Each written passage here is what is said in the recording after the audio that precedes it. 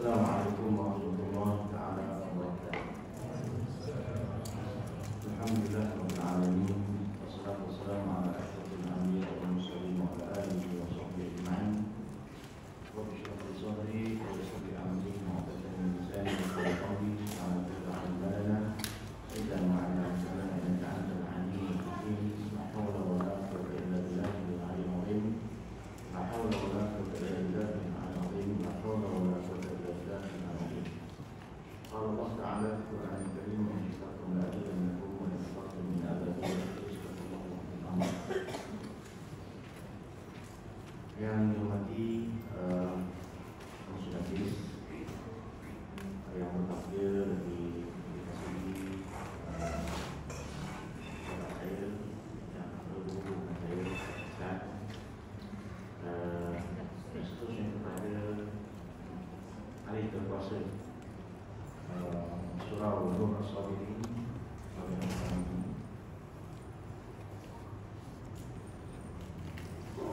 seterusnya kepada hadirin dan hadirat yang dihormati dan yang dirahmati oleh Allah.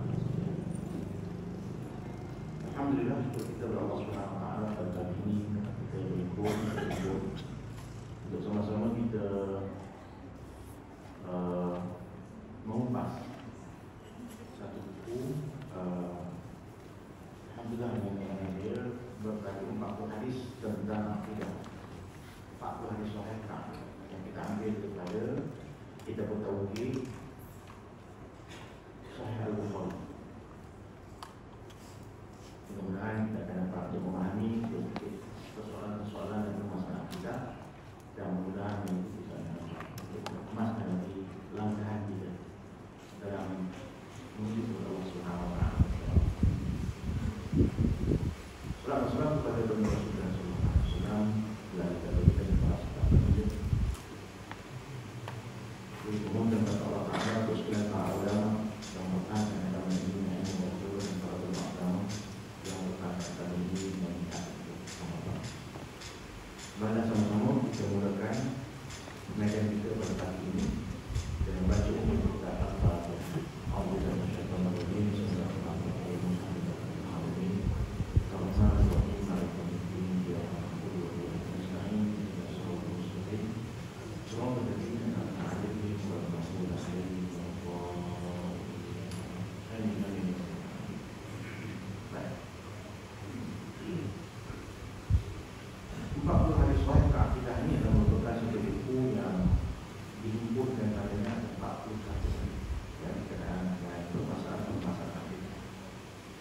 Sebenarnya buku ini lebih ditulis untuk menguraikan tentang permasalahan hadis-hadis mutasyabihat atau hadis-hadis yang bersifat kesamaan yang ada di dalam perbahasan para ulama Islam, untuk menguraikan menurut manhaj dan kaedah Ahlus Sunnah wal Jamaah Syiah dan sebagainya. Biasanya kalau buku ini didapatkan di mana-mana paling kurang 2 hari. Paling kurang kalau habiskan satu buku, ya. Tapi kita ada masa sampai hari ini saja. Jadi kita akan pergi kepada asas dulu dalam penulisan buku ini,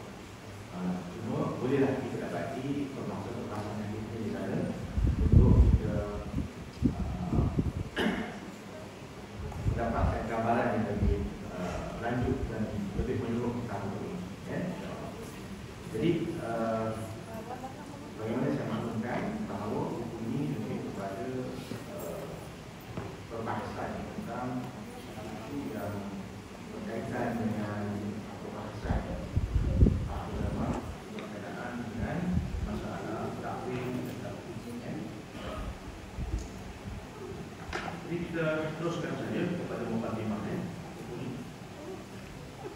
untuk surat 5 lepas daripada kalam penulis ataupun kata penulis.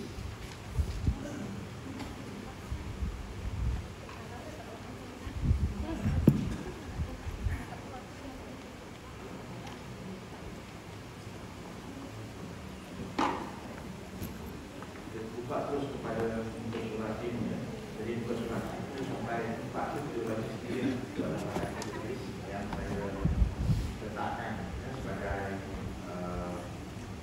kata-kata awal dan permulaan kepada buku ini, di mana pada peringkat awal ini kita menjelaskan betapa tauhid adalah merupakan perkara yang cukup penting dalam kehidupan kita, dan hukum mempelajari tauhid itu adalah bawah.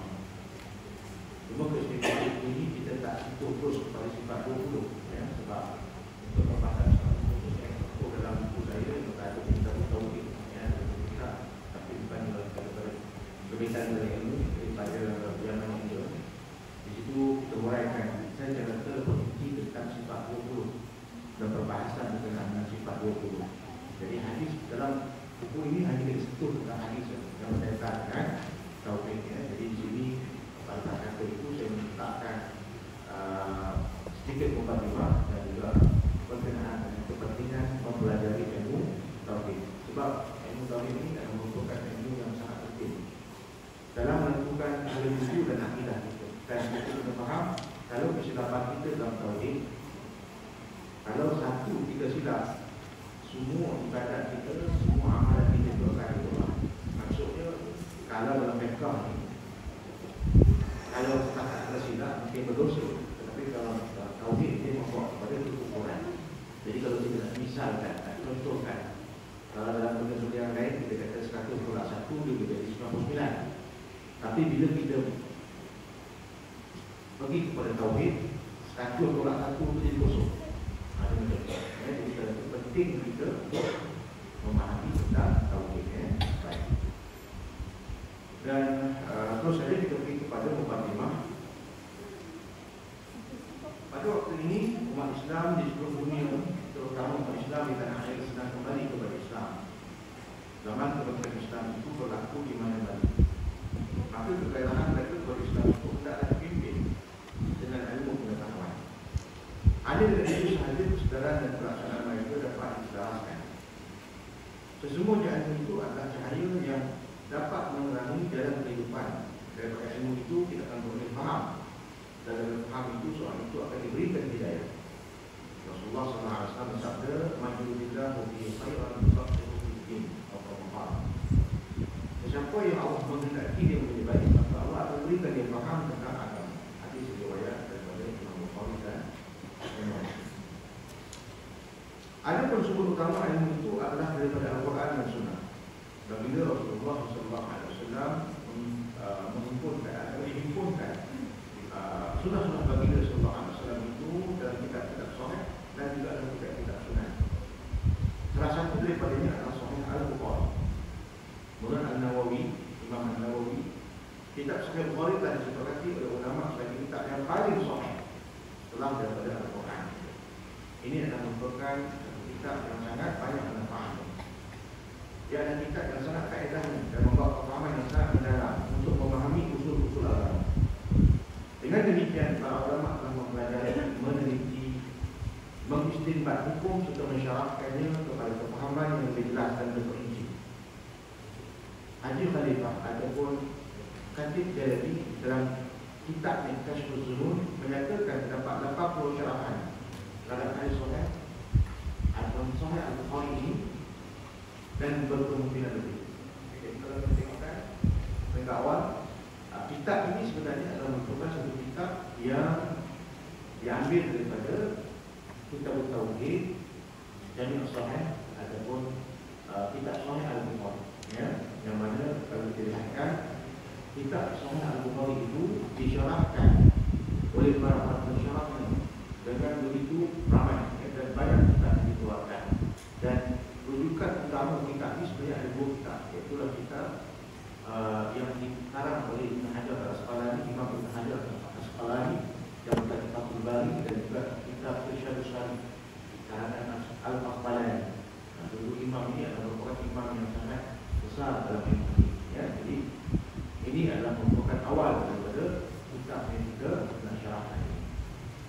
Baik, buku 40 hadis sahih tentang akidah adalah satu usul kecil untuk mengenangkan kaedah tauhid berdasarkan ilmu hadis yang diambil banyak syarahannya daripada dua kitab syarah Sahih Bukhari, iaitu kitab Fathul Bari Sahih Al-Bukhari karya Imam Ahmad bin Ali bin Hajar Al-Asqalani, dan kitab Irsyadus Sari syarah Sahih Al-Bukhari karya Imam Ahmad bin Muhammad Al-Asqalani. Penulis dalam buku ini mengenangkan kaedah Ahlussunnah wal Jamaah, iaitu mengikut pandangan daripada Imam Abu Hasan Al-Asy'ari dan Imam Abu Mansur Al-Maturidi, serta ulama-ulama yang berpandangan dengan manhaj ini dalam menguraikan ayat Al-Quran dan hadis berkenaan dengan sifat-sifat Allah Subhanahu wa taala. Banyak ayat Al-Quran dan hadis apabila tidak dijelaskan, maka akan menimbulkan keraguan. Hal ini kerana lafaz-lafaz zahir daripada Al-Quran dan hadis ada yang jelas maknanya yang muhkamat, ada yang tidak jelas maknanya iaitu mutasyabihat. Baik.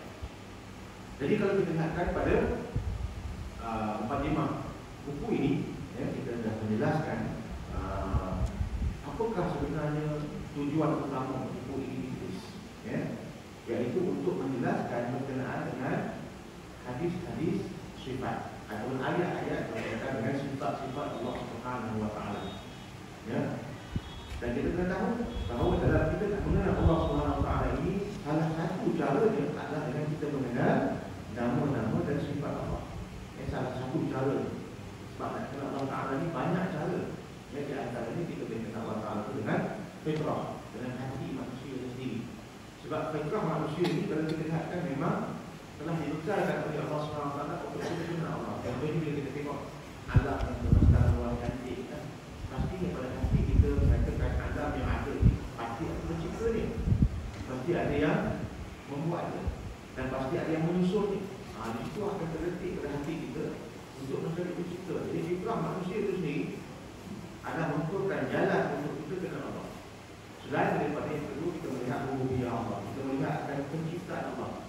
Inna lillahi wa inna ilaihi raji'un ulil albab alladziina yadhkuruna Allaha qiyaman wa qu'udan wa 'ala junubihim wa yatafakkaruna fi khalqis samawati wal ardi rabbana ma khalaqta hadha batila. Dan Allah menyatakan bahawa pada pertukaran siang dan malam, pertukaran ialah peredaran langit dan matahari dan bulan, terdapat tanda-tanda kebesaran Allah Ta'ala bagi orang yang berfikir. Yang berfikir itu sentiasa melihat Allah Ta'ala dalam keadaan yang berdiri, yang duduk, dan juga dalam keadaan berbaring. Selain memikirkan kerja Allah Ta'ala dan berkata, Rabbana ma khalaqta hadza batila. Ya Allah, Kau tak ciptakan benda ini semua sia-sia. Dan Maha Suci Engkau ya Allah, selamatkanlah kami daripada akhirah. Jadi kalau kita lihatkan cara kedua Allah Ta'ala itu dengan kita memerhatikan alam, memerhatikan fenomena alam. Itu dinamakan sebagai ayat-ayat kauniyah. Ayat ini ada dua, ya. Ada ayat kauniyah, ada ayat kauniyah. Ayat kauniyah adalah apa yang kita baca, apa dalam Al-Quran itu, ya. Dan ayat-ayat kauniyah ini apa yang kita lihat. Jadi itu kan yang kita kenal Allah Subhanahu wa taala. Sebab itu kita banyak musafir, kita banyak kita meneliti akan fenomena alam, ya. Kita banyak kita berjalan supaya kita dapat untuk merasakan kehebatan Allah Ta'ala itu. Dan kita mengkaji akan fenomena-fenomena yang berada di sekitar kita yang berbeza daripada alam. Itu cara untuk kita Allah Ta'ala. Ada pun cara yang ketiga dengan Allah Ta'ala itu adalah melalui agama, ya, melalui uluhiyah ni. Dengan kita mempelajari akan ilmu-ilmu agama seperti daripada ilmu tauhid. Dan di situ kita akan dapat kenal akan Allah Subhanahu wa taala. Dan ilmu tauhid, dan Allah Taala itu kita belajar tentang sifat, kita belajar tentang asma, kita belajar tentang perbuatan-perbuatan Allah. Dan di situ kita akan dapat berbagai-bagai maklumat, ya, daripada kaedah-kaedah yang disusun oleh para ulama. Seumpama kita katakan kita belajar sifat 20 contohnya. Itu semua sebenarnya adalah merupakan kaedah untuk kita kenal Allah Subhanahu wa taala. Jadi itu dalam ruang lingkup agama, ya, dalam ruang lingkup pembelajaran. Dan cara yang lain juga kita Allah Ta'ala ini dan kita para ulama ialah dengan cara ubudiyah, dengan cara kita beribadah kepada Allah. Allah perintah kita solat, kita menghalusi solat itu betul-betul. Kita belajar tentang solat itu betul-betul. Allah Ta'ala suruh kita bersyukur, kita bersyukur betul-betul. Allah Ta'ala suruh kita berzikir, kita berzikir betul-betul. Dengan ubudiyah itu nanti kita katakan kepada Allah Ta'ala. Ya, walaupun kadang-kadang kita mungkinlah, ya sudah kita ni katakan dalam pokok kita belajar tauhid semua. Ngantuk je kan. Sekarang ni tahan lagi ni kan. Setengah jam awal ni biasa kan. Semua cekam mata kan. Dia masuk setengah jam yang kedua, setengah jam yang ketiga nanti dia mula setuju je kan. Apa yang kita cakap pun setuju je kan. Dia kena jadi macam tu lah kan. Tapi tak apa dalam hal ni. Tauhid dia sebenarnya bukan ilmu yang kita belajar ini saja tapi dengan ibadat, dengan kita memperhalusi adab kita dengan Tuhan. Di situ juga akan ada pengenalan kita dengan Allah. Ya, sebab tu bila kita cakap kepada Nabi sallallahu alaihi wasallam tentang Tuhan, Allah kata apa? Wa idza sa'alaka 'ibadi anni qarib ujibu da'watad da'i idza da'an. Dia tanya kepada kau wahai Muhammad, aku katakan aku dekat. Aku menjawab akan permohonan untukku ketika mereka berdoa. Jadi nak tahu Allah Ta'ala dekat tak dekat dengan kita, ibadat doa. Bila kita doa tu baru kita rasa dekat dengan kita dengan Allah Ta'ala. Mungkin dengan akal kita belajar tauhid tak rasa dekat lagi, sebab tu tak akal kan. Kenal Allah dengan tahu Allah ni beza. Kenal Allah tu dengan hati, tahu Allah dengan akal. Kita ngaji ilmu tauhid, satu kita tauhid kita ngaji baru dengan akal. Cuba tahu Allah. Tapi nak kenal Allah tu gimana? Nak kenal Allah tu dengan hati. Dalam Quran Allah nyatakan innamal mu'minuna alladziina idza dzukira Allah wajilat qulubuhum wa idza tuliyat 'alaihim ayatuhu zadatuhum imanan wa 'ala rabbihim yatawakkalun. Allah nyatakan bahawa orang mukmin itu yang sebenarnya mukmin bila disebut nama Allah Ta'ala itu bergetar hati. Itu berkenal. Disebut nama Allah bergetar hati. Allah getar hati. Allah getar hati. Kalau disebut Allah tak getar hati, Allah diam sama aja belum. Ya, kita sebut diam, ya, kita sebut benda-benda yang kereta tak getar hati. Sebut nasi Arab tu pun, nasi Arab atau kami bakar pun getar hati kita. Maksudnya makrifah kita tu lebih kepada nasi Arab, bukan kepada Allah. Ya, nampak? Jadi Allah kata apabila orang beriman ini, bila sebut nama Allah Ta'ala bergetar hati. Bila mana dibacakan ayat-ayat Allah Ta'ala, meningkat iman dan kepada mereka lah mereka berserah. Jadi di sini dia ada sejalan dengan Allah Ta'ala dengan ibadah. Ya, dengan kita memperhaluskan adab-adab kita dan ibadah. Maka di situlah kalau kita tengok di cerita lain bahkan di cerita hadis, di situlah ulama-ulama tasawuf dibuat satu kaedah lain. Ada satu kaedah yang khusus tentang masalah ibadat ini.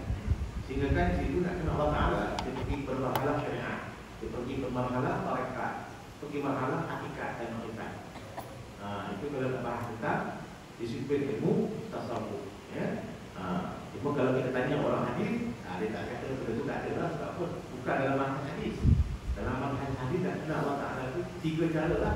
Dan sebagaimana disebutkan dalam hadis Jibril, bagaimana kita baca dalam makan Al-Ma'in An-Nawawi.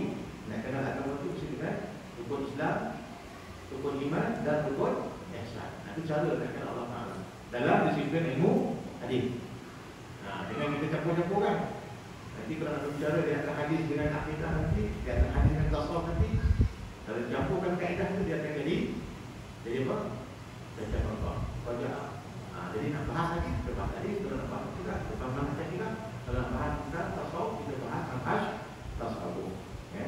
Jadi kalau sekarang ni dalam masyarakat kita ni, orang hadis nak komen tentang masalah tasawuf. Orang tasawuf pula nak cakap tentang masalah hadis. Kan? Dan ada pengetahuan tentang hadis secara mendalam. Ini yang dikatakan. Ya. Sebab tu kita kena ada setiap ilmu tu ada disiplin dan ada dia punya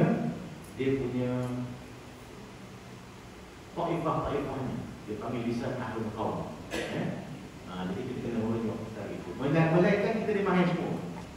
Akidah kita mahir, sifat kita mahir, tasawuf kita mahir, Quran kita mahir, hadis kita mahir. Soal tu tak ada masalah. Apa kita tahu meletakkan pada tempat. Ya, itu kaedah.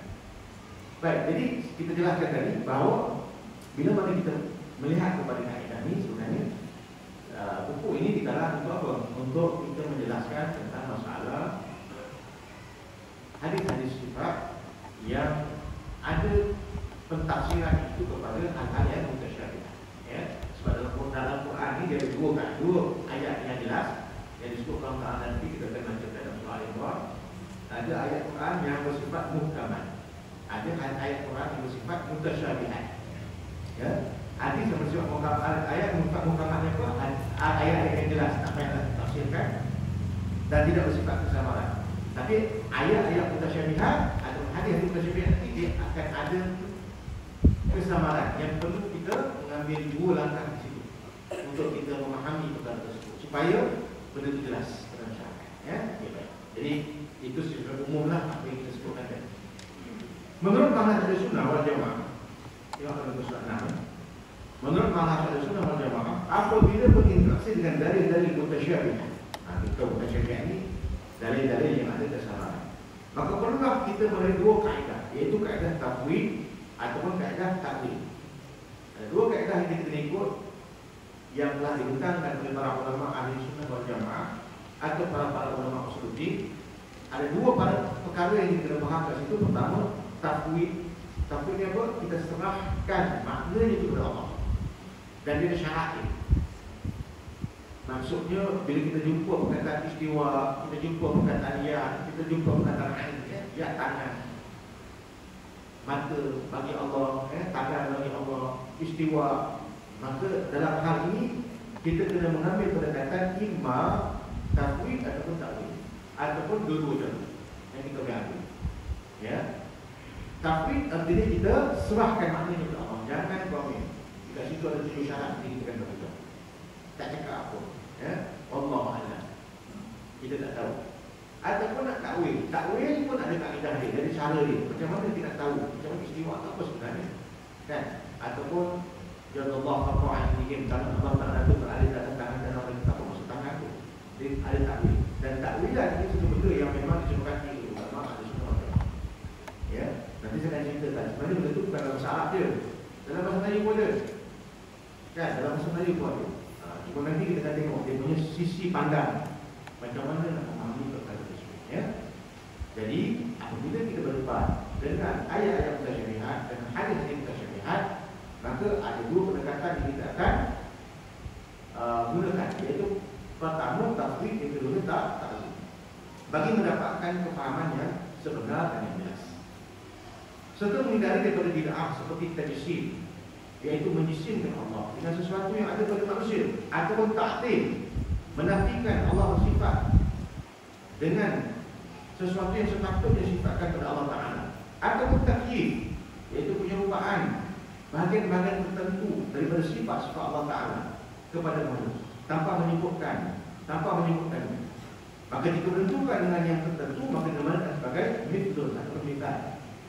Jadi kita tidak mahu terjerumus dalam akidah ini, sama ada tajsim, ta'til, takyif ataupun misal.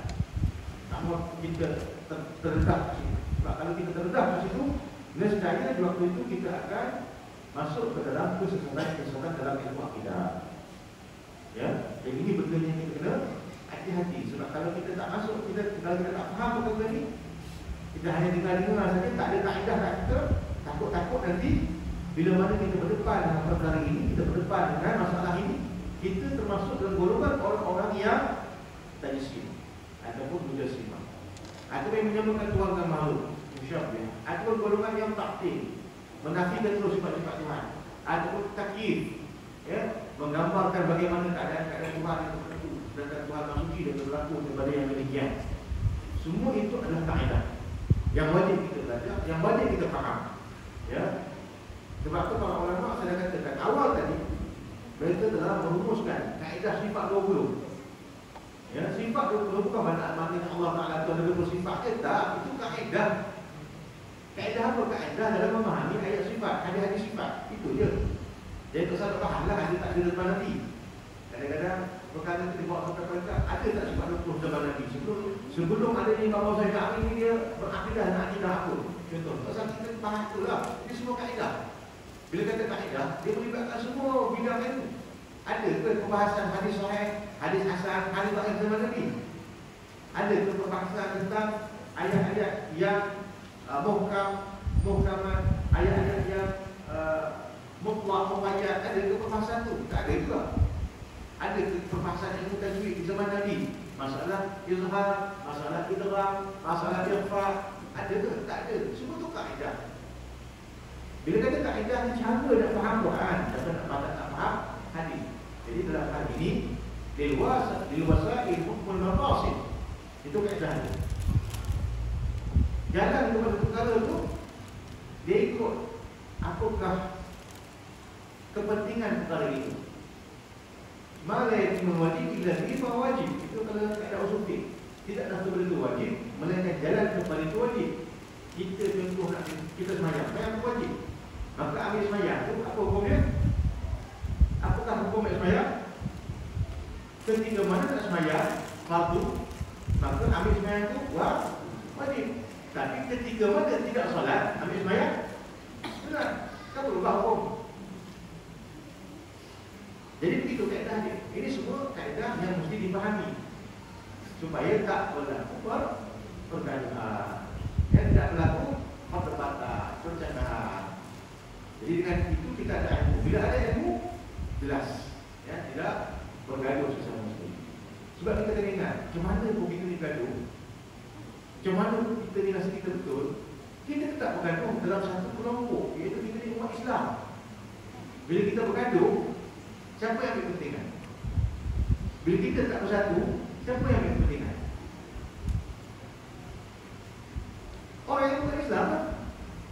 Bila kita tak bersatu, kita bergaduh sesama kita, soal-soal isu-isu kecil, kita ketekankan sampai peringkat kita tak pernah duduk semeja dengan sama-sama. Padahal yang bergaduh itu sama Islam, sama-sama ahli Islam. Jadi akhirnya apa yang jadi pada kita? Yang jadi pada kita adalah perpecahan. Yang jadi pada kita adalah permusuhan. Yang jadi pada kita adalah lemah. Dan akhirnya kita ketinggalan. Itu kan? Jadi dalam hal ini kita tahu apa pun yang kita bahas ni dan di mana kan kepentingan. Bahas kena bahas. Setiap benda tu ada kaedah, ada hak batil dia. Tapi janganlah sampai kita mengorbankan persaudaraan keislaman kita sesama kita.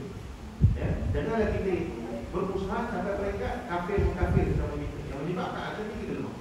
Umat Islam lemah. Ya. Jadi ini benda yang kita ingat. Baik. Balik pada kita yang kita nak bahaskan ini, ya, berkata Imam Sufi, ketahuilah bahawa Imam Abu Hasan Asy'ari tidaklah meletakkan asas akidah ini dalam dasar pandangannya, melainkan ia adalah penerusan dan kesinambungan dari mazhab salaf dan apa yang dipahami daripada baginda Rasulullah SAW. Jadi apa yang kita tegaskan sini bahawa akidah jalan yang kita bawa ini daripada Imam Abu Hasan Asy'ari dan Imam Abu Nasr Al-Maturidi ini bukan satu benda yang baru, tidak. Benda itu adalah sesuatu yang dibawa daripada zaman salaf dan kemudiannya digunakan ataupun diformulakan kembali di zaman Imam Abu Hasan Asy'ari dan kemudiannya itu adalah diteruskan oleh murid-muridnya sampai ke zaman kita pada hari ini. Jadi dia bukan isu bid'ah atau isu benda yang kita katakan sebagai benda baru, tak. Benda itu ada asasnya daripada zaman salaf. Ini disebutkan dalam Tabaqat Syafi'i oleh Imam Al-Hafidh Ibn Sufi. Baik. Berkata Abu Ishaq Ash-Shirazi bahawa Asy'ariyah adalah ahli sunnah dan pejuang syariat yang membatalkan hujah para pembuat bid'ah dan golongan qadariyah dan yang lain. Bahawa siapa yang membuat bid'ah terhadapnya, maka terjadilah bid'ah kepada ahli sunnah wal jamaah. Jadi ini adalah merupakan umat imam yang beritahu tentang jalan yang kita kena pegang dalam hakikat ahli sunnah wal jamaah ini adalah jalan Imam Abu Hasan Asy'ari dan Imam Abu Nasr Al-Maturidi. Berkata Abu Hasan Al-Qushairi telah bersepakat al-hadith bahawa Imam Abu Hasan Ali bin Ismail Asy'ari adalah imam ahlul hadis yang memperjuangkan akidah di atas dasar ahli sunnah wal jamaah, membatalkan golongan-golongan yang menentang, golongan Mu'tazilah, golongan yang menyeleweng daripada ahli bid'ah dan juga golongan Khawarij. Jelasnya perkataan ahli sunnah jamaah adalah untuk menyelamatkan akidah umat daripada penyelewengan serta menyamakan sifat-sifat Tuhan dan makhluk seperti yang dinyatakan oleh golongan Asy'ariyah dan juga Mujassimah. Jadi ini adalah satu perkara yang dapat kita faham bahawa manhaj yang kita bawa ini adalah manhaj daripada Imam Abu Hasan Asy'ari untuk membatalkan golongan-golongan yang hasyawiyah.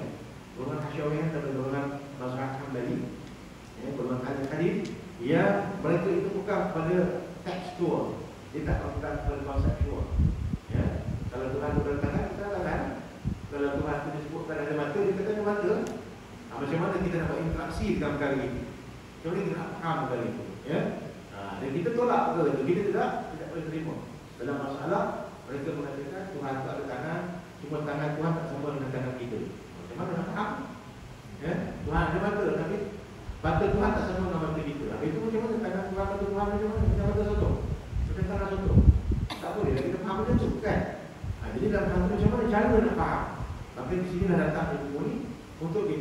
menjelaskan macam mana pandangan para ulama terhadap perkara ini. Baik, di dalam Al-Quran telah nyatakan berkenaan dengan ayat-ayat muhkamat dan mutasyabihat. Tengok pada muka surat ini. Ya.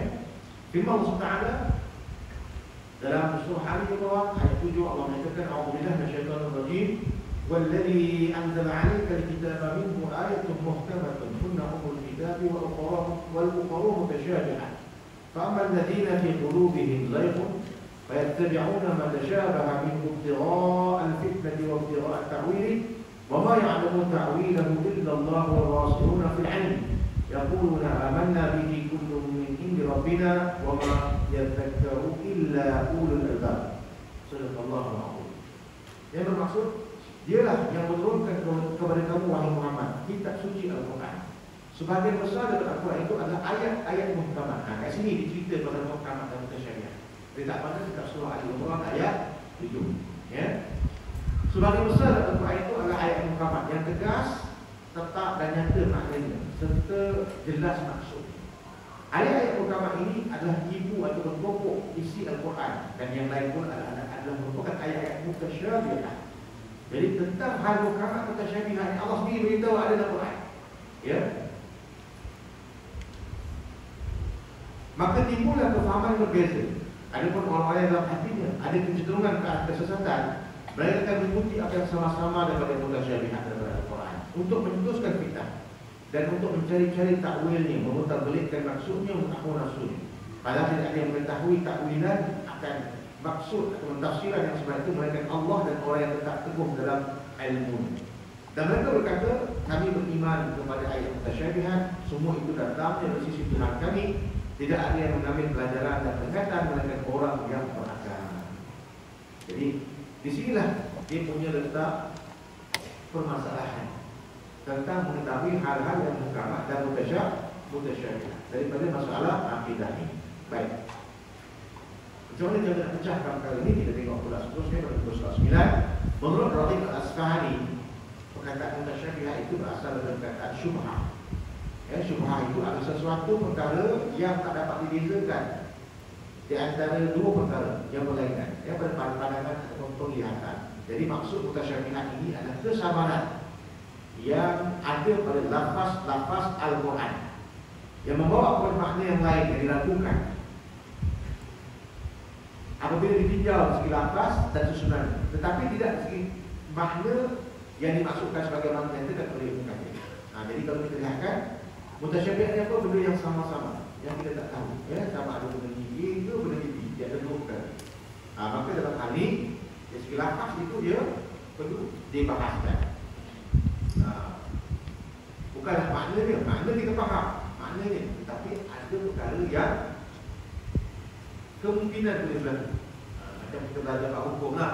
Bila kita katakan hukum al-halal bayyinun wa haram bayyinun wa bainahuma umur mushtabihatun. Ya, yang halal itu jelas, yang haram itu jelas. Antara keduanya apa? Benda yang syubhat. La ya'lamuhun katsirun min an-nas. Tidak diketahui kebanyakan oleh manusia. Man waqa'a fi syubhat waqa'a fil haram. Siapa duduk kat syubhat, dia akan duduk kat tempat yang haram. Jadi ini benda yang kita faham dari segi hal syubhat ni. Jadi dalam akidah ni pun ada tak syubhat ni. Dari kerana itu kita kena faham. Ya, kaedah ni kita kena faham. Baik. Dalam berinteraksi dengan ayat mutasyabihat ini terdapat dua kaedah yang disepakati. Yang pertama dengan menyerahkan maknanya kepada Allah, dan itulah mazhab salaf. Dan yang keduanya kaedah memberikan takwil yang sesuai terhadap makna ayat tersebut agar tidak tersilap dalam memahami teks ataupun khusus.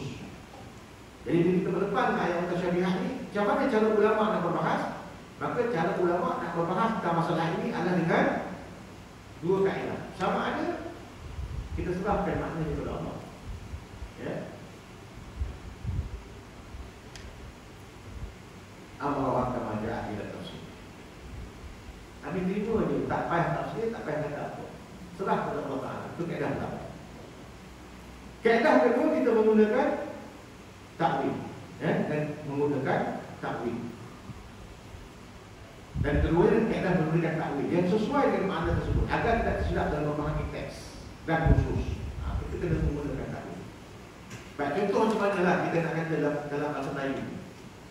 Contoh ayat mutasyabihat. Kita kata dengan dia ni tak boleh nak bincang. Jadi kepala batu. Kan dalam bahasa Melayu kan.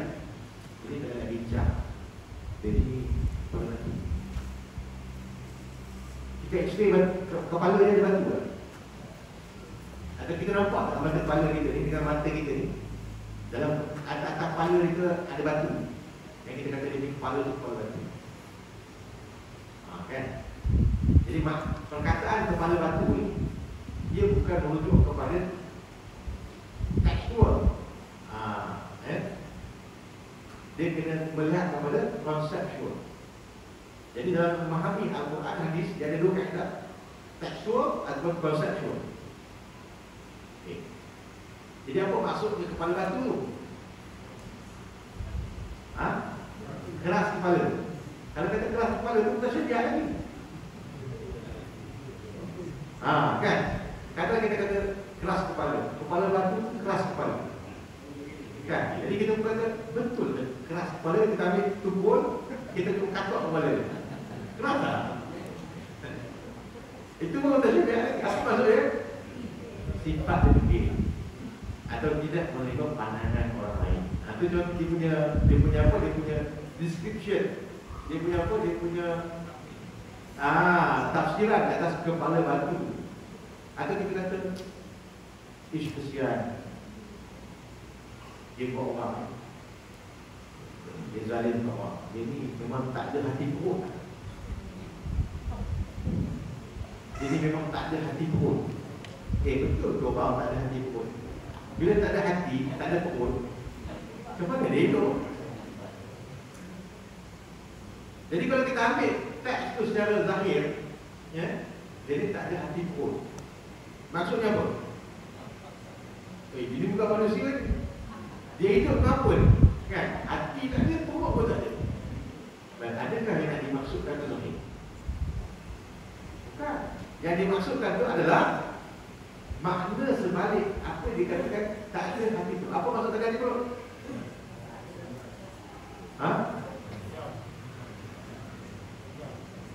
Kejam. Kejam. Tak ada perasaan. Itulah sifat kan. Itu juga sifat dia. Apa sifat dia yang dapat menggambarkan perkara itu? Siapa juga nanti kita belajar nanti bab istiwa contohnya. Kan? Tangan, mata. Apakah yang itu dikendaki daripada makna yang sebenar? Tak. Itu kaedah ni. Sebab tu bila kita berinteraksi dengan perkara itu nanti, kita kena ada kaedah. Kita kena ada ilmu. Jangan dengan ustaz cakap. Ustaz cakap ni, ustaz cakap ni, jangan cakap itu. Mesti kita kena ada kaedah. Kita ada ilmu. Dan kaedah ni macam mana? Dua ni lah. Imma takwid ataupun tak takwid. Tapi dengan syarat. Mesti ada syarat. Ya? Boleh faham? Okey. Contoh macam mana? Tengok dalam Quran. Dia merentus tak sekalian. Sebagai contoh memahami teks atau Al-Quran, ini kaedah yang kita bagi kebanyakan ini semua kaedah. Kita memahami perkataan yukhrijul hayya minal mayyit pada surah Rum ayat 19. Tengok teks ini. Yukhrijul hayya minal mayyit. Dia mengeluarkan yang hidup daripada yang mati. Okey, jelas ayat. Apa maksudnya itu?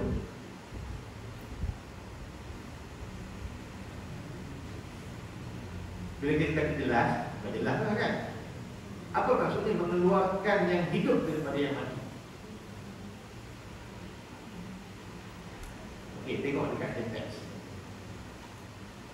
Menurut Al-Jurjani, jika dikehendaki daripada ayat tersebut burung yang keluar daripada telur ini, maka dia dinamakan sebagai tafsir. Okey, burung yang keluar daripada telur. Burung ni dia ada dua kali kelahiran. Pertama dia keluar daripada perut mak dia, tapi dalam bentuk telur. Kalau dia keluar daripada perut mak dia tu, kita kata ayam lah lebih kurang, burung ayam lebih kurang kan. Ayam tu dia keluar pada kelahiran pertama, dia keluar dalam bentuk telur. Jadi dia keluar daripada yang hidup. Kan? Ibu ayam itu hidup. Tetapi bila mana kelahiran yang kedua, iaitu ketika mana telurnya itu telah matang, dia akan pecah dan dia akan keluar daripada sarung telur ni untuk dia hidup. Maka itu kita namakan sebagai dia keluar daripada yang mati. Sebab telur tu mati, Okey. Jika dikendaki, seumpama dikatakan burung atau ayam yang keluar daripada telur ni, maka dinamakan sebagai tafsir. Tafsir apa? Kita menjelaskan makna ayat itu, apa maksud ayat. Jika dikehendaki mengeluarkan mukmin daripada kekufuran atau orang yang alim daripada kejahilan, kita belajar ilmu, dengan ilmu tu kita keluar daripada kejahilan kita, lalu kita faham dengan ayat yukhrijul hayya minal mayyit, iaitu Allah lah yang mengeluarkan kita daripada kejahilan kepada lebih berpengetahuan. Betul? Maka perkara itu dinamakan takwil. Jadi apa beza tafsir dan takwil? Kalau kita tengok ayat ni, kita dapat faham. Biasanya kita akan faham apa? Yukhrijul hayya minal mayyit. Dia lah yang mengeluarkan yang hidup daripada yang mati. Kita faham dia mengeluarkan orang yang beriman daripada orang yang daripada kekufuran dia, mengeluarkan orang-orang yang berilmu daripada kejahilan dia. Kita faham begitulah kan? Tapi itu sebenarnya dah masuk ke dalam pembahasan takwil. Baik. Maka takwil menurut Al-Jurjani adalah memalingkan lafaz daripada makna yang zahir kepada makna yang dapat ditanggung oleh syarak. Itu maksud takwil. Maksudnya dia bukan pada apa? Pada lafaz tu. Dia sebenarnya ada makna lain. Jadi kita katakan tadi lah. Jadi kepala batu, ada batu ke kepala dia. Dia ini tidak berhati perut. Tak ada hati ke dia? Tak ada perut ke dia?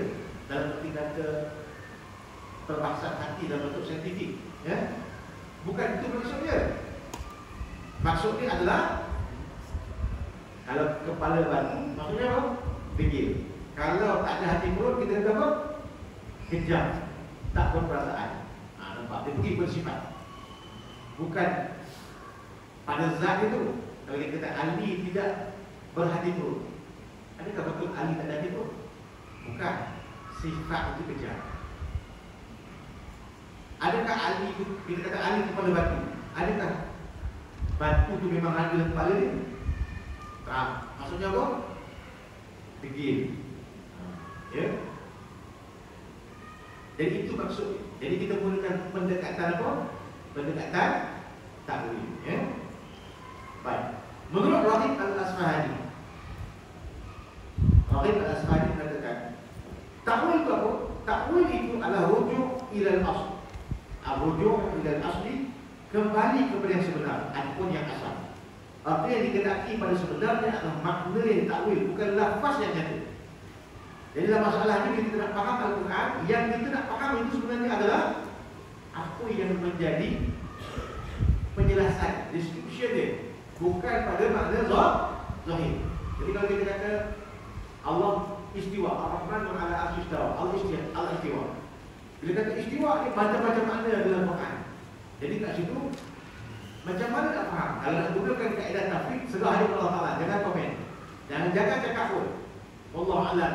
Tapi kalau kita nak komen, contohnya cara mudah, nanti kita akan cerita dalam kaedah. Cara mudah yang kita katakan apa? Allah menguasai, menciptakan dan menguasai arah itu. Ya. Jadi dekat situ kita pergi kepada sifat ni, bukan kepada dia itu sendiri, kepada sifat. Itu kaedah. Ali kepada batu. Adakah kepala batu itu pergi memang Ali itu ada batu dalam kepala dia? Tak. Tapi maksudnya apa? Kepala batu itu maksudnya apa? Jadi bersifat. Macam itu kaedah. Senang faham, ya. Jadi menurut Raghib Al-Asfahani, takwil adalah rujuk yang asal, kembali kepada perkara yang asal. Artinya dikenaki pada sebenarnya bukan makna takwil, tapi pada lafaz, bukan pada lafaz yang nyata. Jadi dikenaki itu pada makna yang takwil, bukan pada lafaz yang nyata. Baik. Perkara ini banyak dibahaskan dalam pelajaran balaghah. dalam bahasa Arab. Kalau kita belajar ilmu balaghah Al-Quran dalam bahasa Arab, ya, sama ada kita belajar ilmu bayan, ma'an, kita belajar ilmu balighah, ya, ilmu ma'ani. Ada banyak di situ dibahaskan tentang itu. Menurut Ahlussunnah wal Jamaah, setiap nas yang membawa kepada penyerupaan Tuhan yang makhluk mestilah ditakwil agar dia terlepas dari tasybih. Jadi macam mana pun kita kena bahaskan secara takwil menurut Ahlussunnah wal Jamaah. Menurut Syekh Abu Bakar Ahmad Al-Malibari, ayat mutasyabihat ini terbagi kepada 3 bahagian. Jadi kalau faham ayat mutasyabihat ini, dia ada 3 bahagian di situ. Baik. Pertama, mutasyabihat pada lafaz. Yang kedua, mutasyabihat pada makna. Yang ketiganya, mutasyabihat pada lafaz dan makna. Baik, macam mana dikatakan mutasyabihat pada lafaz? Mutasyabihat pada lafaz ini seperti lafaz tangan dan mata bagi Allah. Mutasyabihat pada makna seperti beriman dengan hari kiamat. Itu mutasyabihat segi makna. Kita kata kita kena beriman dengan hari kiamat. Betul tak? Bukan kita kena beriman dengan Allah. Kita kena beriman dengan hari kiamat atau beriman dengan Allah?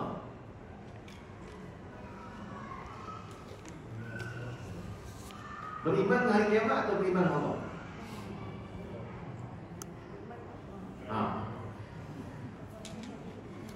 Patutnya kita kata beriman dengan Allah, kan?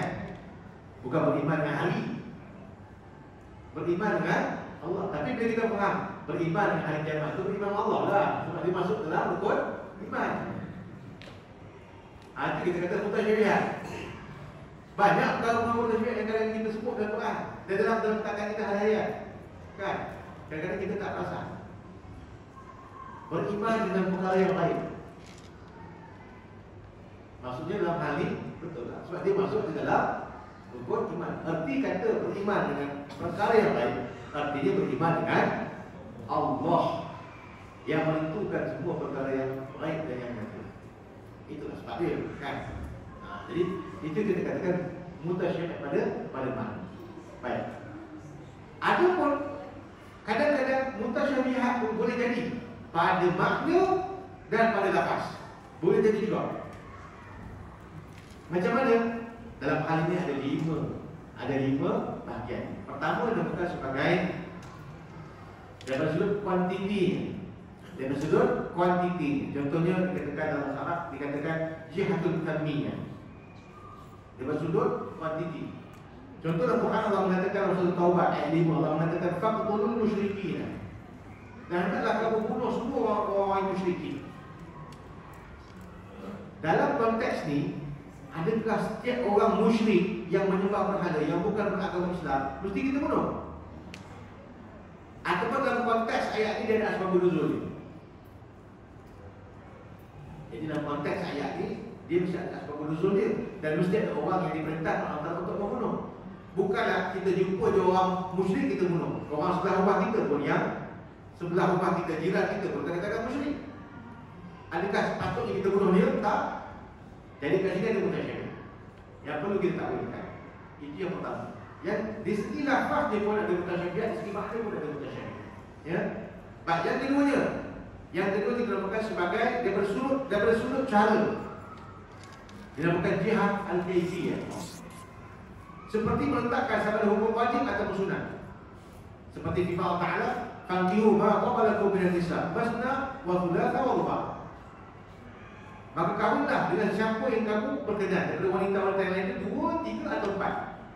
Jadi nak mulakan 2, 3 atau 4. Jadi di sini cara itu dah mutasyabihat. Cara faham mutasyabihat, ayat itu pun mutasyabihat. Mesti dimuraikan. Dan tengoklah pada ayat yang seterusnya. Ya, tanya hiftum ala ta'lu fawahidah. Kalau kamu tak mampu, cukup dah. Jadi kat situ dia ada punya pentakwilan yang mengikuti pada ayat ini. Yang ketiganya jihad zaman. Contohnya daripada sudut masa seperti membawa persoalan nasah dan mansukh. Dan firman Allah Taala contohnya ya ayyuhallazina amanu la taqrabus shalah wa antum sukar hatta ta'lamu ma taqulun. Dalam surah An-Nisa ayat 43. Allah menyatakan wahai orang beriman, janganlah kamu menghamili solat, mengerjakan solat sedangkan kamu berada dalam keadaan yang mabuk sehingga kamu mengerti apa yang kamu ucapkan. Kalau ikut ayat ni dalam surah An-Nisa ni masih ada lagi teks ni dalam Al-Quran. Ayat 43 surah An-Nisa. Jadi kalau macam ni nak faham secara zahir saja, kita kata apa? Bolehlah minum arak tu, tak ada masalah. Cuma bila nak sembahyang, jangan mabuk kan? Sedangkan dia ada konteks nasah mansuh ni. Dalam ilmu Quran dia ada konteks nasah dan mansuh. Maksudnya tak boleh tengok Quran tu satu sudut je. Dia kena tengok keseluruhan dalam bab masalah hukum tu. Kalau bab masalah pengharaman Arab, dia ada 3 dia punya tahapan. Ini yang pertama. Yang kedua boleh sikit asalkan tak berat. Akhirnya yang ketiga haram secara mutlak. Dia ada dia punya kronologi ni. Sebab tu kalau kita tak faham Quran, nak cerita tentang Quran, takwil tentang Quran, masalah. Kan? Contohnya lah, kadang-kadang saya ada juga tengok 2-3 apa? Ada individu-individu tertentu lah bahaskan tentang hakikat contohnya. Kan? Dia kata kalau kita ni nak solat, nak pergi masjid, masjid tu ada apa? Siapa yang macam gereja? Yang ada apa tiang, yang ada apa kapet ni. Mana hakikat yang sebenar ni? Kita nak menyembah Allah Ta'ala, yang kita nak berhubung dengan Tuhan. Solat tu pergi berhubung. Bukan sembah menyembah. Sebab sembah menyembah tu ada yang menyembah, ada yang disembah. Contohnya bahaya cakap itu. Sebab apa? Sebab dalam Quran Allah sebut tak boleh innama ya'muru masajid Allah. Kalau siapa yang memakmurkan akan rumah-rumah Allah Ta'ala, man amana billah, daripada golongan orang yang takwa dan beriman Allah Ta'ala, ada cuma disebutkan ke masjid. Jadi kita sebab, tapi kita tinggal gambar lain Quran. Nampak? Dan memang kita kata rezeki hakikat okey, tidak ada penyembahan. Sebab apa? Kita betul-betul dengan Allah Ta'ala ni bukan kata sembah. Bila kata sembah, ada yang sembah dan kata sembah, kata dia. Sedangkan dalam Quran Allah kata wa ma khalaqul jinna wal insa illa liya'budun. Tidak aku jadikan jin dan manusia melainkan untuk menyembah aku. Allah disebut tentang sembah. Ambil? Jadi kita nak fahamkan satu konsep dalam kefahaman kita, tapi kita tolak satu konsep yang lain dalam Quran. Ini bahaya. Sebab tu benda ni kita faham Quran betul-betul secara keseluruhan, supaya tidak terjadi di situ kesilapan dalam tafsir. Itu contohnya. Itu kalau kita kesilapan tafsir banyak. Ya, tafsir banyak. Biasa kita sebut tentang contohnya al-fitnah itu asyaddu minal qatl. Bahawa fitnah itu lebih dahsyat daripada membunuh. Jangan kita fitnah orang tahu, nanti akan lebih teruk dosa daripada membunuh. Ya ke tafsir kita tu? Salah tafsir yang macam tu. Sebab kat situ ada alif lam kat situ. Al-qatl tu dia ada al-fitnah tu. Al-fitnah tu dia ada alif lam kat situ. Maksudnya bukan fitnah yang umum. Sebab orang yang fitnah orang, dia punya hukuman dia. Orang yang fitnah orang, hukumannya dia ditakzir dia diberikan peringatan. Jangan kamu fitnah orang, nanti kamu berdosa.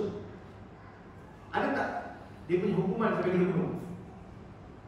Kamu ni mengumpat orang, memfitnah orang, hukuman dia kamu kena bunuh. Ada tak? Tak ada. Sebab membunuh jawapannya, balasannya apa?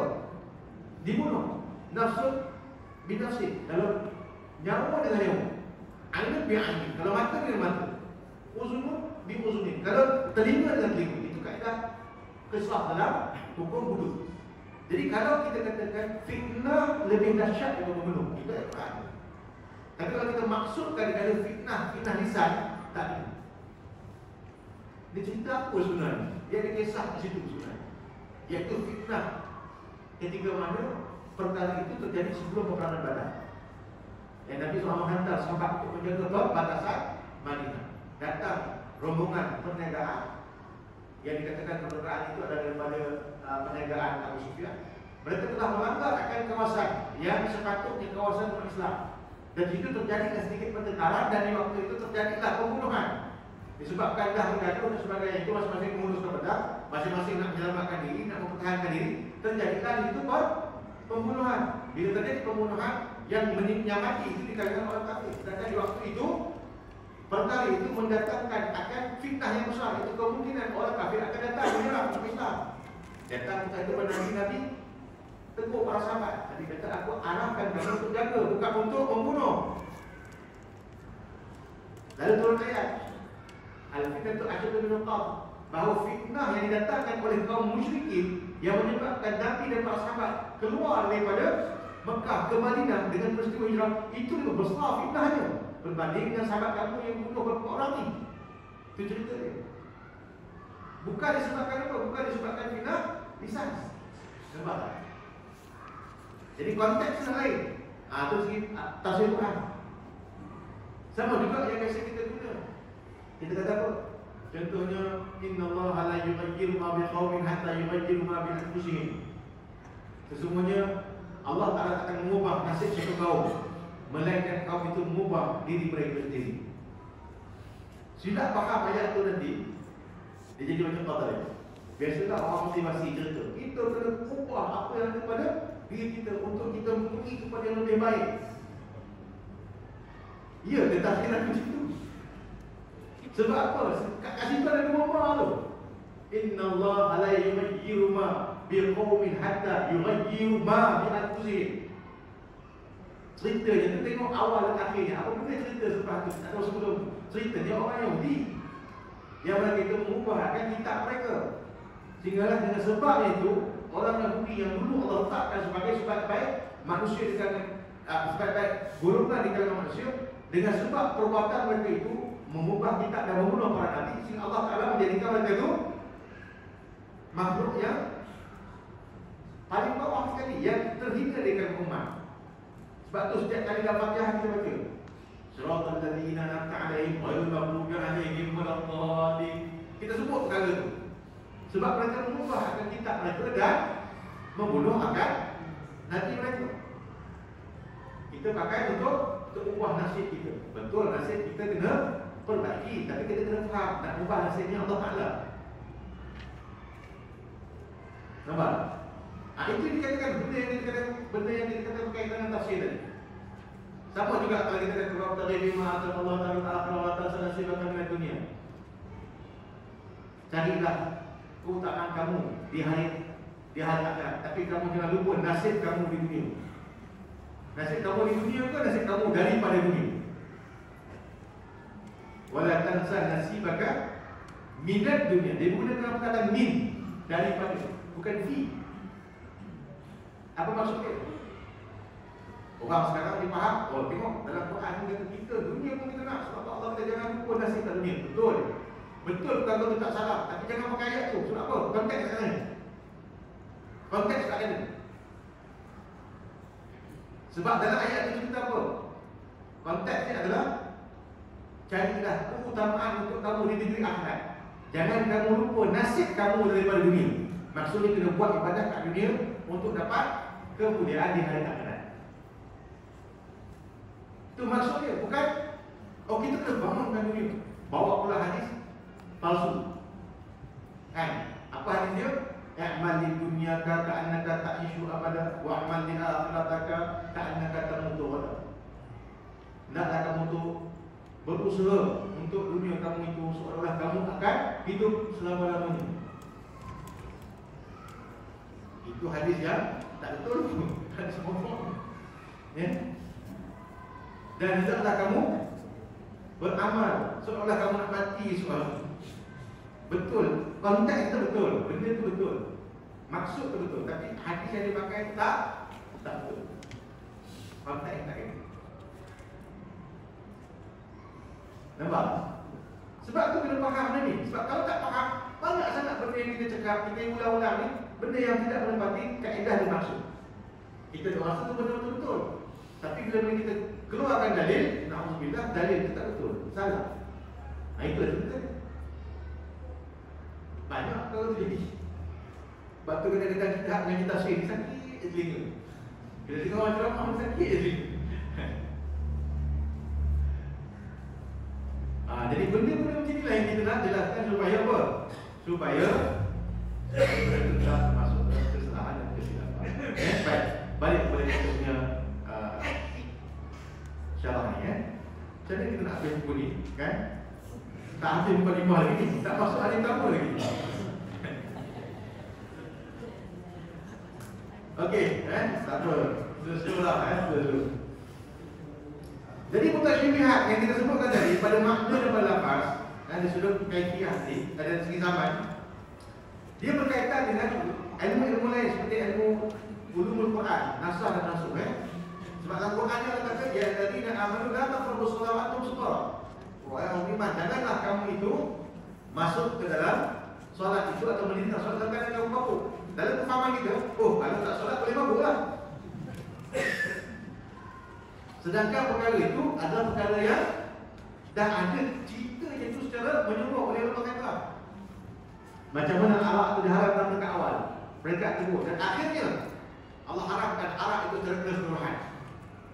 Ya, tengok Allah kata fajtanibu, naklah kamu buang semua. Jadi ini yang kita katakan sebagai jihad zamani. Ya, baik. Ayat-ayat ini dimasukkan, kalau kita nak dimasukkan. Dan begitu juga bila kita nak berinteraksi dengan golongan-golongan yang kita katakan tadi, golongan hakikat dan makrifat, sokong hakikat dan makrifat adalah kan, bila dia quote ayat Quran, kita kena tengok ayat itu sebenarnya dia faham keseluruhan juga tu, makna daripada apa yang faham dia. Sedangkan dalam Quran ada skop dia lain. Contoh buat tentang sebab menyembah, tentang masjid, tentang macam-macam benda lah. Sebab benda tu kita kena keseluruhan. Dan kita pun tak salahkan dia lah sebab dia tak kaji. Patutnya kan, kita nasihat lagi lah. Cuma kena nasihat cakap betul lah, bukan dia salah kan. Sebab kita semua bersaudara, kita semua Islam, kita semua nak Allah Ta'ala, kita semua nakkan Nabi SAW. Jadi kita tegur menegur lah. Itu cara yang baik. Ya, insyaAllah. Baik. Seterusnya jihad maknanya. Jihad al-bagani. Contohnya segi tempat yang tertentu. Seperti firman Allah Ta'ala, laisa birru an ta'tu buyuta min zuhuriha. Janganlah dan bukanlah kebajikan itu juga kamu memasuki rumah dari bahagian belakang. Surah Al-Baqarah ayat 189. Ini penting. Kalau nak faham ayat ini kan, dan bukanlah kebaikan kamu itu mendatangi rumah kamu daripada belakang ni. Tak boleh masuk rumah belakang kan? Kan? Macam mana nak faham ayat ini? Sebenarnya cerita ni cerita kaum Ansar dulu. Ketika Nabi SAW pergi ke Madinah, dilihat kaum Ansar ni bila mana mereka itu terapah, mana mereka melakukan umrah, ya. Mereka ada adat ni, iaitu tak boleh masuk ke belakang, mesti masuk ke depan. Sedangkan benda tu tak ada kait pun. Maksudnya benda tu berlaku, ya, hanya ketika mana di waktu zaman Nabi berada di Madinah dengan kelakuan-kelakuan orang Ansar. Itu je. Bukan sampai sekarang. Zaman sekarang nak masuk rumah kita ke depan ke belakang ke, asalkan bukan kod tingkat tu lah. Kan? Suka hati nak masuk ke belakang boleh, nak masuk ke depan boleh, tak ada masalah. Ada kadang-kadang kita ada kebetulan nak masuk ke belakang, masuk ke belakang, tak ada masalah. Bukanlah benda tu menjadi isu yang besar kan? Tak. Ya, jadi itu kefahaman kita daripada sudut nak fahamkan ayat ini. Ini kita katakan ayat yang ada mutasyabihat dia dari segi lafaz dan segi maknanya. Ya. Dan begitu juga yang kelima adalah jihad asyur, seperti ataupun jihad syuruk ini maksudnya dari sudut syaratnya, seperti pelaksanaan ibadah dengan syarat tertentu seperti pelaksanaan solat, haji dan sebagainya. Jadi mesti nak ada di sudut syaratnya. Dalam Quran Allah kata, "Wa'timul hajja wa umrata lillah." Hendaklah kamu itu menyempurnakan haji dan umrah kepada Allah Taala. Nak sempurnakan haji macam mana? Nak sempurnakan umrah macam mana? Kita tak belajar. Rukun dia apa dia? Wajib dia apa? Kan? Wajib haji apa, wajib umrah apa, rukun haji apa, rukun umrah apa. Barulah dia sempurna dia punya ibadat. Tak boleh kita terus masuk itu sebab dalam Quran tak sebut pun nak buat apa pun sembahyang. Dalam Quran tak sebut pun cara nak takbir ke, nak berdiri pada kiblat ke, tak sebut. Dia kena rujuklah kepada hadis dan melihat hadis macam mana nak ditafsirkan, melihat kepada ayat Quran. Itu cara.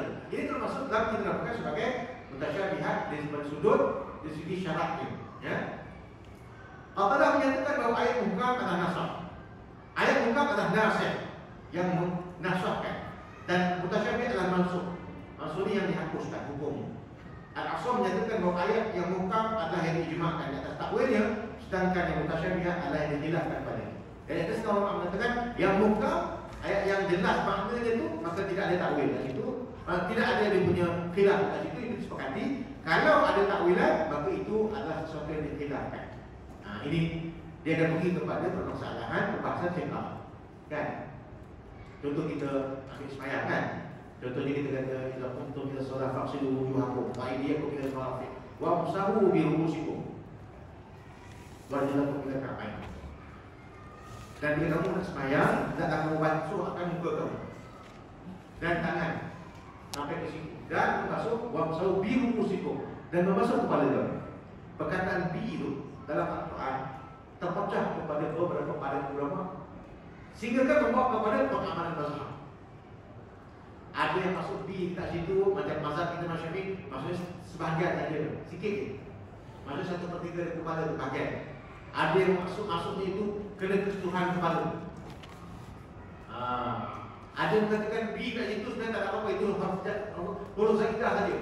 Tak ada apa. Dia sebenarnya dia maksudnya seluruh kepala tu, bukan kata bi itu sebahagian ataupun sebagai besar. Tak, itu seluruh kepala. Ba itu sebagai sakidah saja. Dia pakai seluruh kepala. Kan? Bagaimana mazhab Imam itu sebagainya. Jadi itu adalah merupakan pandangan para ulama tentang masalah itu. Dengan masalah ba saja, satu huruf saja terpecah pandangan ulama terhadap syarat-syarat nak menyapu kepala dalam wudu ketika mana nak solat. Nampak? Jadi ini keluasan ulama. Jadi itu semua yang dikatakan mutasyabihat dan perlu kita jelaskan perkara itu dengan ilmunya, ya. Maka dalam hal ini mutasyabihat ini terbagi tiga bahagian. Pertama, mutasyabihat yang tidak dapat ditakwil. Seperti bilakah terjadinya nikmat? Takwil macam mana yang tahu Allah Taala itu atau keluar dari binatang dabbar daripada bumi yang menyaksikan akan keesaan Allah Taala yang memperingatkan orang kafir. Bila jadi perkara itu macam mana keadaan ini kita tak tahu. Hanya kita serah Allah. Ada mutasyabihat yang mampu difikirkan oleh manusia, seperti lafaz-lafaz yang dengan ganjil dan terhalang dengan makna yang sebenar. Dan ada mutasyabihat yang boleh ditakwil dan tidak boleh ditakwil, seperti hal-hal yang dikhususkan kepada golongan yang tertentu untuk mengetahuinya, seperti hal yang berlaku kepada Ibn Abbas sehingga beliau didoakan oleh baginda Rasulullah SAW, Allahumma faqhu fid din wa 'allimhu ta'wil. Ya Allah, berikan kefahaman kepadanya dan ajarikanlah dia dengan takwil. Itu kita katakan ada takwil yang kita tahu, ada takwil yang kita tak tahu, yang kita hanya serah kepada Allah Taala. Ada yang kemungkinan begini dan kemungkinan begitu, dia ada ijtihad. Jadi itu juga boleh berlaku dalam masalah takwil. Jadi kerana itu dalam hal ini, bila mana kita nak berinteraksi dengan ayat sifat nanti atau hal yang bersifat nanti, kita mengambil kaedah yang disepakati oleh ulama. Sebab tak boleh kita nak mentakwil Quran ni kalau menggunakan. Tak boleh kita nak mentakwil Al-Quran atau hadis itu menggunakan atas. Sebab perkara itu akan jadi lain nanti. Sebab tu bila benda ni berlaku dalam tengah masyarakat, ya, orang ni kata A, orang ni kata B, bergaduh. Kan? Akhirnya siapa? Bila dua ustaz bergaduh dalam media sosial, akhirnya siapa?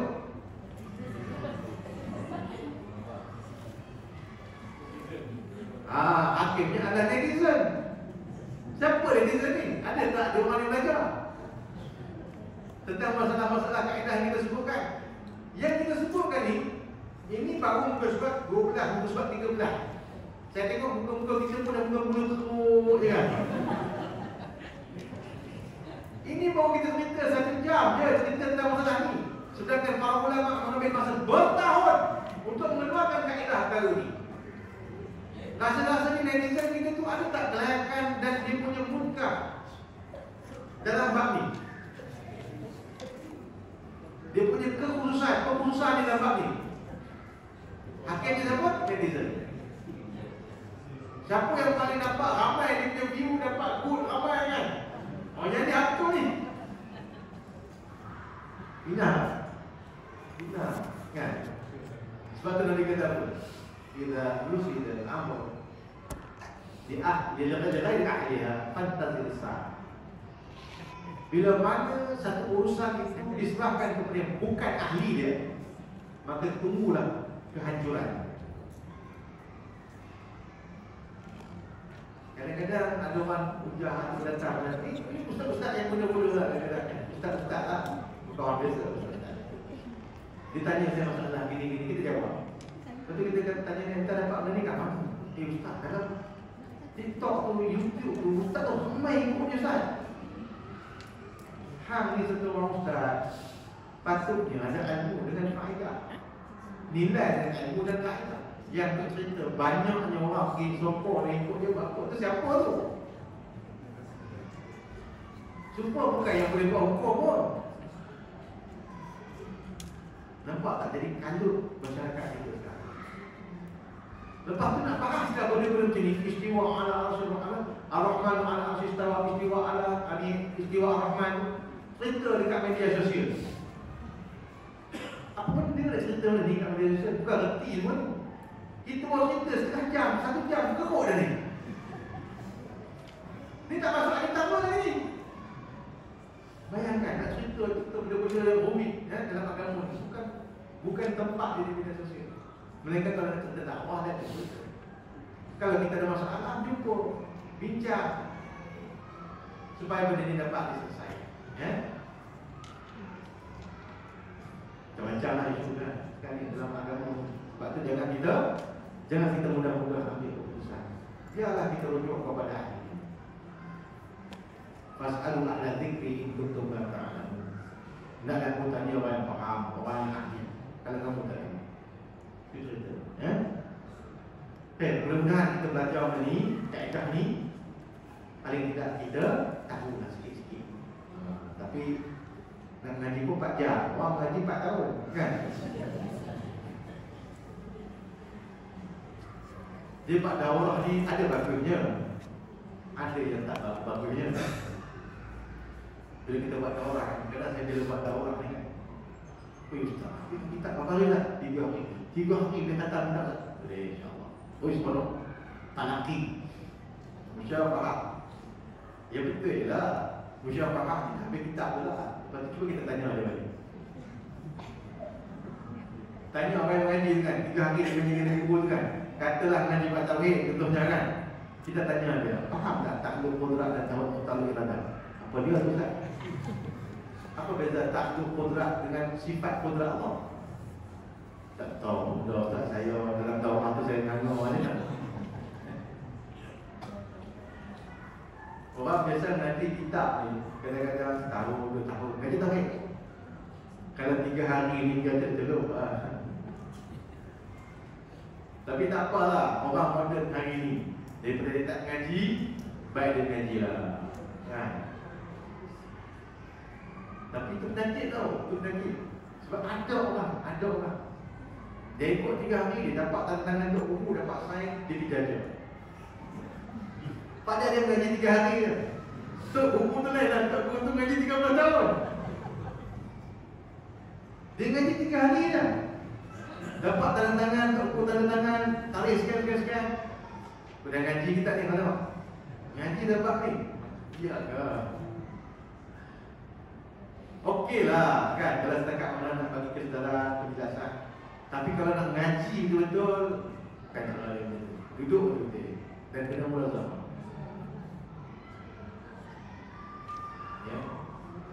Sebab tu syarat Imam Syafi'i sebut tentang nak ngaji ni di antaranya adalah kita kena melazimi guru. Suhbatul ustaz wa tuluz zaman. Nak sentiasa duduk dengan guru tu dan panjang zamannya. Bukan masa sekejap-sekejap. Itu pun kalau nak menjadi betul-betul ahli tak cukup setahun dengan guru, tak ada. Tengoklah para ulama kita. Paling-paling tidak dengan guru ni 3 tahun. Paling tidak. Ada yang duduk dengan guru yang 30 tahun. Kita dengan guru ni 1 tahun, 2 tahun, kita rasa dah faham. Wah ni boleh buat ijtihad sendiri, boleh buat jalan sendiri. Tiba-tiba dia tumpu dengan satu guru yang lain yang menyeleweng. Masalah nanti datang balik kat kita. Ustaz, macam ni ustaz. Kan saya dah kata, kan kita dah belajar. Saya tak ingat ustaz mengajar ni. Yalah kamu tidur tu lah. Nampak? Inilah cerita. Jadi benda-benda macam ni kita kena tengok. Alat melihat takwa. Paling tidak ngaji juga kita ni kan. Orang kata tak ada akal, orang kata apa? Tak ada kontak pun akal pun jadilah. Okey. Dari hal ini dijelaskan keharusan untuk mentakwil. Tengok pada surah 13 Dari hal ini dijelaskan keharusan untuk mentakwil satu nas yang bersifat sama-sama dan mutasyabihat. Oleh itu dalam mazhab Ahlussunnah wal Jamaah, nas-nas yang bersifat sama akan ditakwil kepada makna yang sepatutnya. Khususnya pada nas yang berkaitan dengan sifat-sifat Allah. Jadi kita faham bahawa dalam pembahasan kita tadi, bahawa keharusan mentakwil itu diberikan kelembarannya ataupun keluasannya oleh para ulama. Malah Allah Ta'ala juga dalam Al-Quran menjelaskan itu ada yang dikatakan muhkamat dan ada yang dikatakan ayat mutasyabihat. Yang dikatakan dalam hal ini memerlukan kepada kaedah takwil untuk kita faham perkara ini.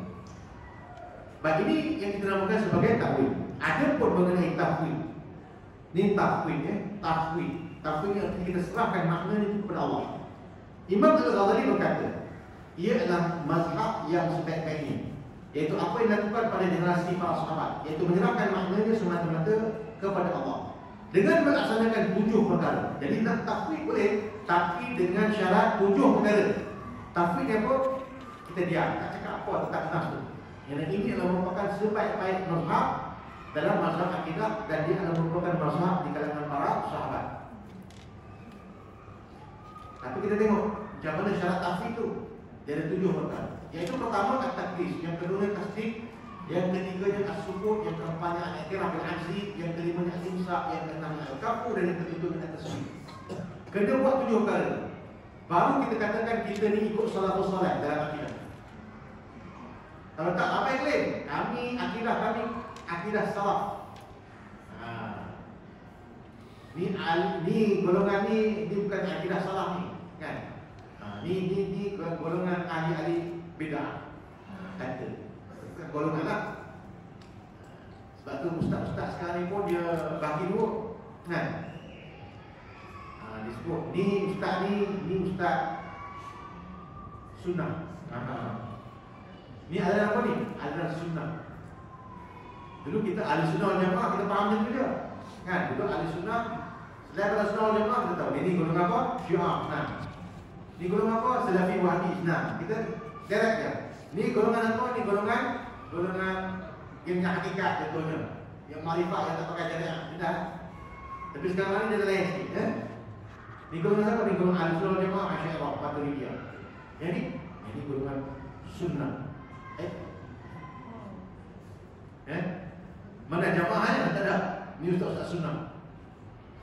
Ada juga macam tu. Tak apa, istilah je, kan? Yang penting tengok pada isinya. Apa nak kita sunnah tak sunnah ke, bid'ah ke apa ke, tengok isinya. Bahas. Ada juga macam tu. Kita tidak mengkhususkan mana-mana kumpulan, tetapi itulah kenyataan yang berlaku pada hari ini. Okey. Jadi bila mana kita ingin nak tafwid dalam memahami ayat sifat ataupun hadis sifat, maka perlu ada 7 perkara. Apa dia? At-taqdis. Pertama taqdis, menyucikan Allah dari sifat-sifat kekurangan. Yang kedua tasdik. Apa itu tasdik? Membenarkan seadanya lafaz tersebut. Yang ketiganya al-i'tiraf bil-'ajzi, mengakui kelemahan. Kita tak mampu nak huraikan, kita tak tahu benda itu. As-sukut, mendiamkan diri. Al-imsak, menahan diri daripada mentakwil dan juga menunggalkan lafaz. Yang keenam al-kafu, berhenti daripada berfikir atau mengatakan hal tersebut. Dan yang ketujuhnya at-taslim, iaitu menyerahkan maknanya kepada Allah. Baik, kalau nak pakai kaedah salaf dengan tafwid, kena buat 7 perkara ini.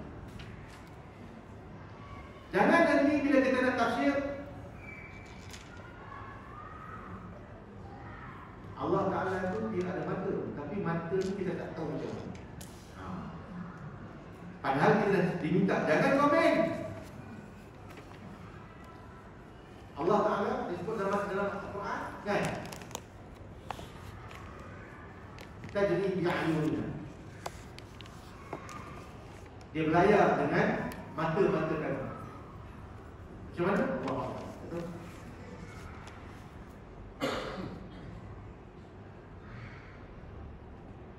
Amal-amal kami jahat dengan tafsir. Kami terima dia, kami tak tahu. Tafsir tak tahu. Allah. Kalau tak takwil, boleh. Tajri bi'ayunina. Dia berjalan dengan mata-mata kami. Apa maksud dia? Dengan pemeliharaan kami. Tafsir. Kita takwil.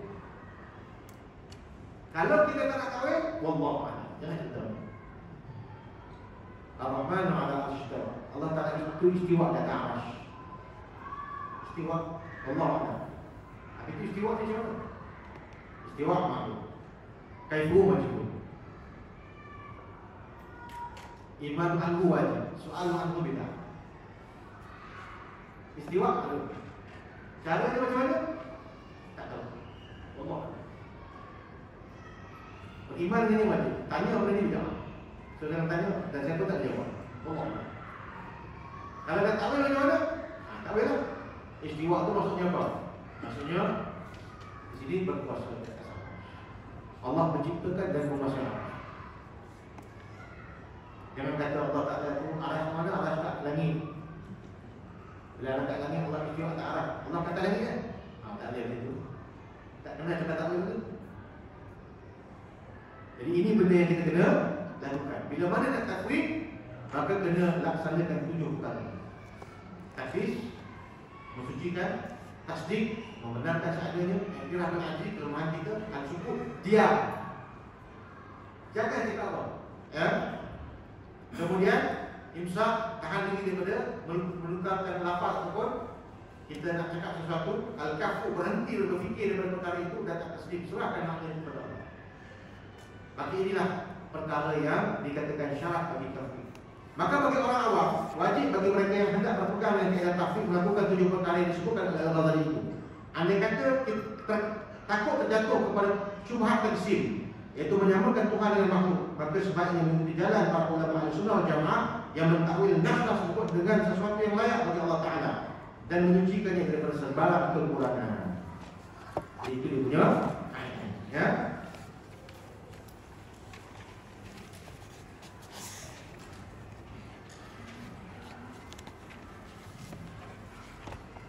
Tengok pada muka 14. Selain menjelaskan nas-nas mutasyabihat, buku ini juga mendatangkan amalan-amalan yang dianjurkan oleh Rasulullah SAW untuk diamalkan, yang terdiri dari zikir-zikir dan doa. Mudah-mudahan ia akan dapat memberikan kebaikan kepada kita dunia dan akhirat. Jadi buku ini selain daripada menguraikan tentang masalah muhkamat dan mutasyabihat pada hadis, dia juga mendatangkan akan zikir-zikir yang patut diamalkan dan doa-doa daripada Nabi SAW. Okey, jelas. Kau ambil bab 45.